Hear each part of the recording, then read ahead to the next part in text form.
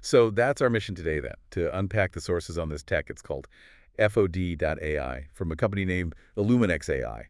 We want to figure out, what exactly is it? How does it actually work? And what makes it different? Why are people talking about it as potentially a real step change for managing runway safety? So let's circle back to that core problem first, the limits of just, looking. Right. We've got crews driving around, scanning visually. It takes a lot of time.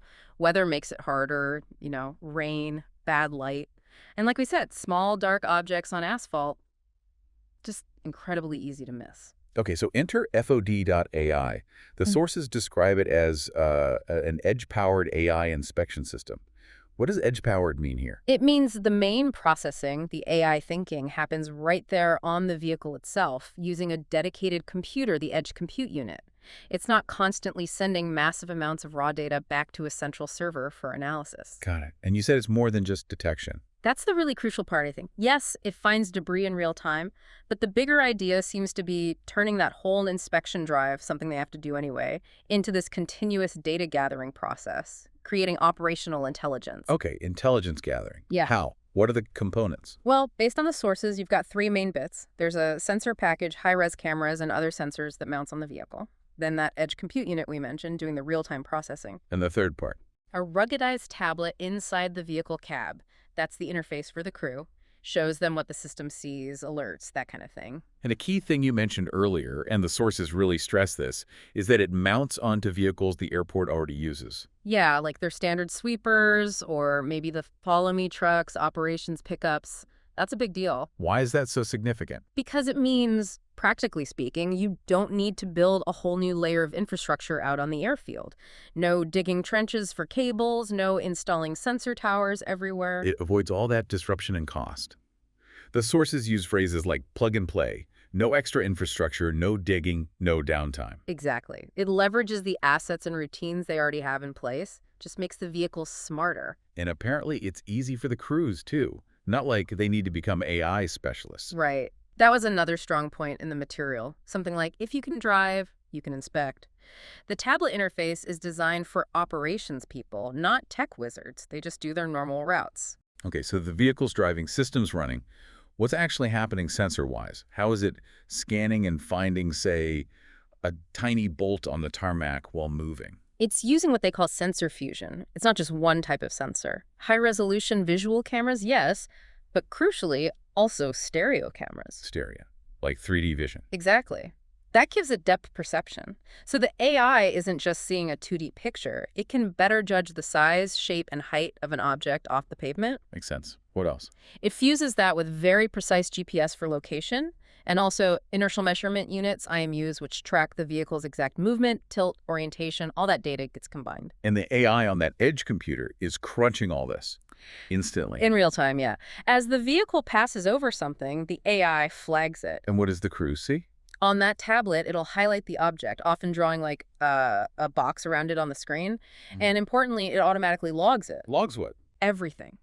The exact coordinates from the GPS, the time it was detected, no stopping to write notes. Wow, okay, so immediate alert, automatic logging, that alone sounds like a significant improvement over just trying to spot things by eye. Huge improvement, yeah.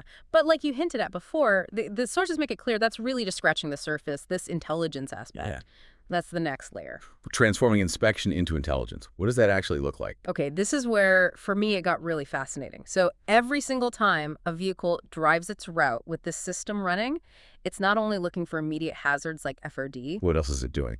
It's also meticulously scanning the pavement surface itself, building up a detailed 3D map of the actual runway, the taxiway, the apron surfaces. It's mapping the ground as it goes, continuously. That's the idea. And because it does this every run, day after day, it's constantly updating this map. It creates what the sources call a living digital twin of the airfield surface. Living digital twin.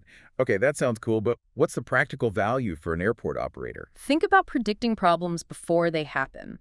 The human eye, even a regular camera, might miss really subtle changes in the pavement over time. Tiny depressions starting, hairline cracks forming, areas showing slightly faster wear. Things that aren't obvious safety issues yet. Exactly. But this super detailed, constantly updated 3D digital twin can reveal those tiny incremental changes. It allows the airport to see the very early signs of pavement degradation. So it shifts maintenance from reactive to proactive. Precisely. Instead of waiting until a crack is big and needs urgent repair, you can spot the area showing initial signs of stress from the digital twin data and schedule preventative maintenance.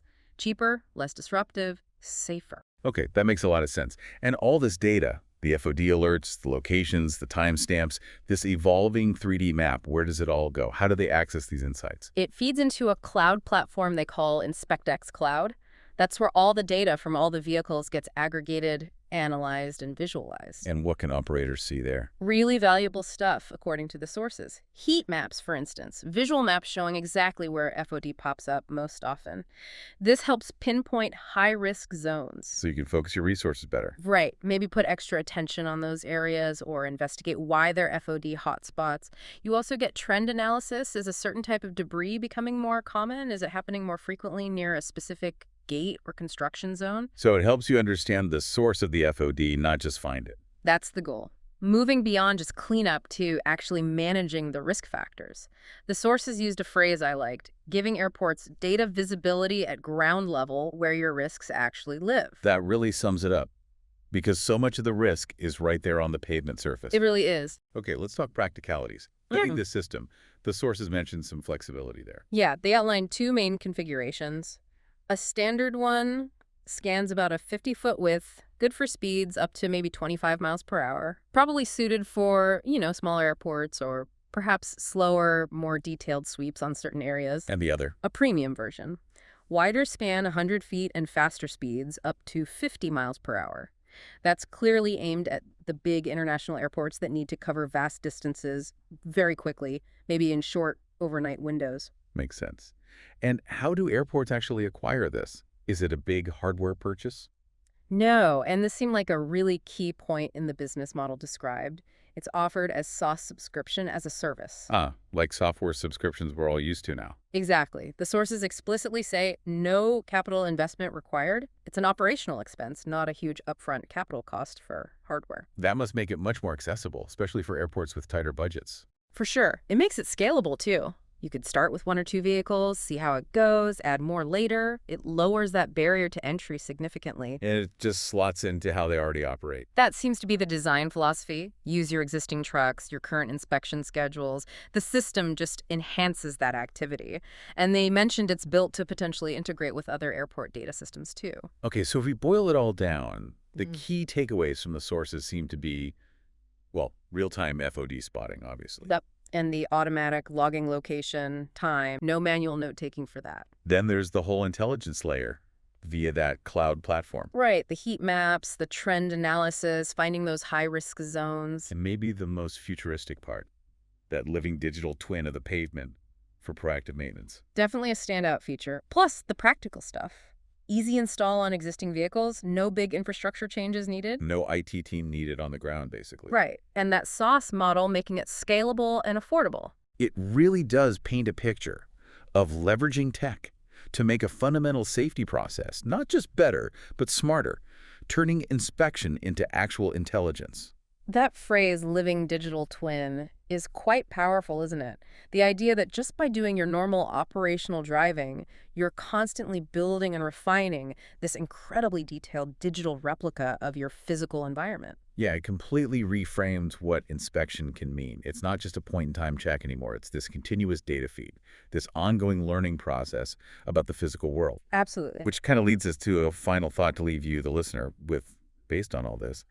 If a routine activity like driving around an airport can be turned into this constant data stream, building a predictive digital map for safety, where else could that basic idea apply? Yeah, think about it. What other large-scale physical environments, maybe highways, railways, pipelines, large industrial sites, could benefit from turning everyday operational movements into a way to continuously map, monitor, and predict issues using a similar kind of living digital twin concept? Where else could this shift from reactive checks to proactive, data-driven insight make a real difference?